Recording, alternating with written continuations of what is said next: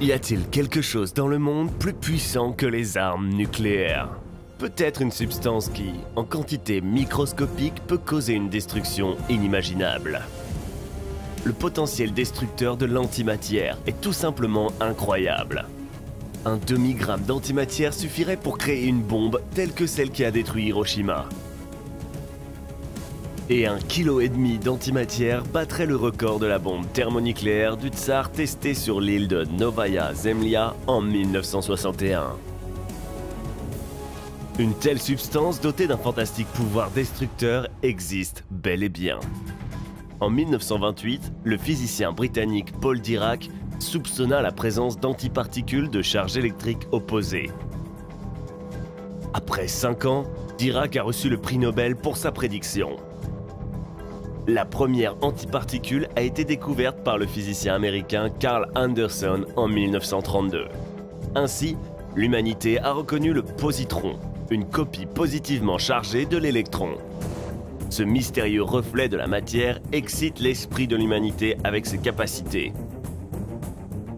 Si l'antimatière entre en collision avec des particules de la bonne matière, elle s'annule complètement, c'est-à-dire qu'elle s'annule tout en émettant un rayonnement puissant. Le professeur de l'université d'Oxford, Frank Close, spécialisé dans la physique des particules, a écrit dans son livre Antimatter que l'annihilation d'1 kg d'antimatière produirait environ 10 milliards de fois plus d'énergie que l'explosion d'1 kg de TNT. Les réactions aux substances de l'antimatière sont 1000 fois plus puissantes que la fission nucléaire de l'uranium dans les centrales nucléaires. Qu'est-ce que cela signifie en pratique ? L'exposition nucléaire dans la ville japonaise d'Hiroshima avait une capacité d'environ 13 à 18 kilotonnes de TNT. Le nombre de morts sur place était environ de 70 000 à 80 000 personnes. Une explosion de cette force conduit à la destruction totale dans un rayon d'environ 1,5 km, et moins d'1 demi-gramme d'antimatière suffirait à la reproduire. Plus tard, le nombre de victimes de la tragédie japonaise est passé à 140 000 en raison des effets de la maladie des radiations. Mais contrairement aux charges nucléaires traditionnelles, après l'explosion d'une bombe d'antimatière, il n'y aura plus de radiation résiduelle. Les calculs montrent que lors d'une explosion d'une capacité de 100 mégatonnes, la zone de destruction absolue s'étendra à 35 km de l'épicentre et la zone de destruction sévère couvrira un rayon pouvant aller jusqu'à 50 km. Une telle force peut détruire l'une des plus grandes villes de notre planète. Et pour cela, vous n'avez besoin que d'un peu plus de 2 kg d'antimatière. Exactement 100 mégatonnes correspondaient à la capacité de conception de la bombe du tsar, qui a été testée dans une version plus légère représentant presque la moitié de celle-ci.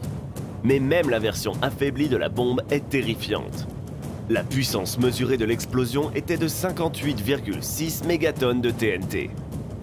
Une telle énergie peut être libérée lors de l'interaction d'environ 1,5 kg d'antimatière et de 1,5 kg de substance.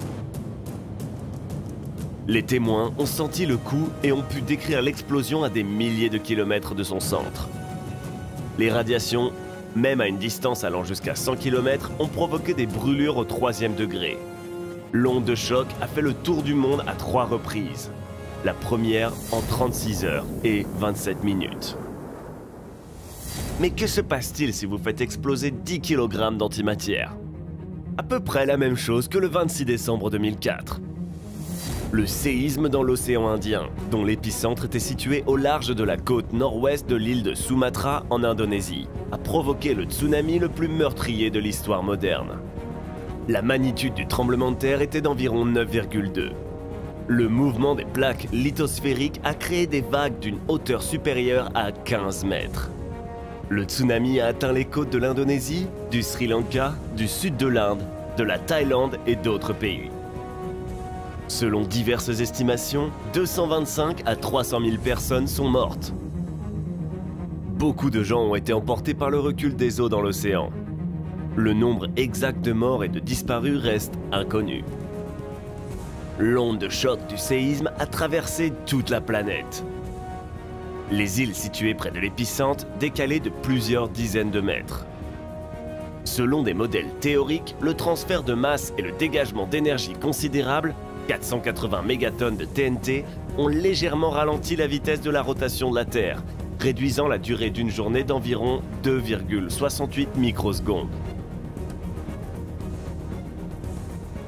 On peut s'attendre à une force similaire après une explosion de seulement 10 kg d'antimatière. Cette énergie suffit à faire bouillir 150 litres d'eau pour chaque habitant de la planète. L'humanité se souvient d'une autre catastrophe naturelle survenue en Indonésie en 1815. L'éruption du volcan de Tambora sur l'île de Sumbawa a été la plus puissante des siècles derniers. Pendant 3 jours, la zone dans un rayon de 500 km du volcan a été dissimulée au soleil par une énorme masse de cendres volcaniques, qui se sont ensuite étendues à plus de 1000 km du site de l'éruption, entraînant de graves changements dans le climat de la planète. L'ensemble de l'hémisphère nord a connu un refroidissement global. L'année 1816 fut surnommée une année sans été. L'énergie totale d'éruption est estimée à 20 gigatonnes en termes de TNT. La même quantité d'énergie serait libérée lors de l'explosion d'une bombe d'antimatière pesant 500 kg. Vous voulez voir l'apocalypse? Détonner 2,5 kilotonnes d'antimatière. Un dégagement d'énergie de 100 000 gigatonnes de TNT déclencherait l'ère glaciaire. Cela s'est déjà produit sur Terre, il y a 65 millions d'années, lorsqu'un astéroïde plus gros que l'Everest est tombé sur la péninsule mexicaine de Yucatan. Les débris chauds ont grimpé haut dans l'atmosphère et au-delà. En retombant, ils chauffaient l'air à la température de l'intérieur d'un four. Une grande quantité de poussière est tombée dans l'atmosphère, ce qui a bloqué la surface de la Terre du Soleil pendant plusieurs années. L'hiver nucléaire était arrivé. La plupart des scientifiques pensent que cet événement a causé la mort des dinosaures. Heureusement, la création d'une bombe à antimatière n'est que théorique. En pratique, l'obtention d'antiparticules est une entreprise longue, coûteuse et longue. Le Centre européen de recherche nucléaire, CERN, utilise le grand collisionneur de Ardon, un accélérateur de particules chargé pour créer et étudier des antiprotons.